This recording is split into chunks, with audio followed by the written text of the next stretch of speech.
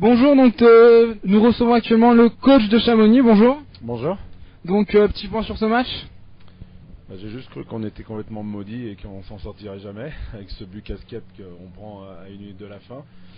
Et le destin a fait qu'on a allé chercher le troisième but et je pense que sur l'ensemble du match on mérite amplement notre victoire. Tout à fait, donc on a vu avec un but un peu gag de Charton à la fin, pourtant il a fait un beau match, c'était son premier match, non? Non, c'était pas son premier match, on alterne depuis le début de saison afin de trouver le numéro 1 quelque part. Il a fait un match exceptionnel je pense jusqu'à cette petite boulette mais à 1 minute de la fin et c'est vraiment difficile d'encaisser ce but. Je pense que vraiment l'équipe était effondrée. Moi le premier, parce qu'effectivement prendre ce but là et aller en prolongation c'était pas du tout mérité. Vu comme on prend ce but là, on aurait pu en prendre avant, il n'y a pas de souci, mais là quand on prend ce but là, vraiment j'ai eu vraiment peur que mon équipe était vraiment maudite. Depuis le début de saison ça nous sourit pas trop et là ça y est, ça nous a souri, mais je pense avec le travail qu'on fournit les gars, on le mérite amplement. Petite question, donc c'est Chamonix qui avait fait descendre Gap il y a 4 ans en D1. Est-ce que ça s'est dit dans les vestiaires? Est-ce que ça a pesé sur les joueurs? Ça faisait partie de... Oh bah non, vous savez, même moi je savais même pas que c'était ça. Non, c'était il y a 4 ans, ça ne m'intéresse absolument pas. Ce qui était certain ce soir, c'est qu'il y avait deux équipes qui étaient à 0 point et il y en avait forcément une qui finirait aussi à 0 point ce soir, ou au pire à 1 point, mais qui restera en bas. C'est pas nous et tant mieux. On a vu dans le public quelques contestations de l'arbitrage. Qu'est-ce que vous en avez pensé, vous, de l'arbitrage? Je pense que l'arbitre, il a pas été mal. Il y a un 5 contre 3 pour Gap, il y a un 5 contre 3 pour nous.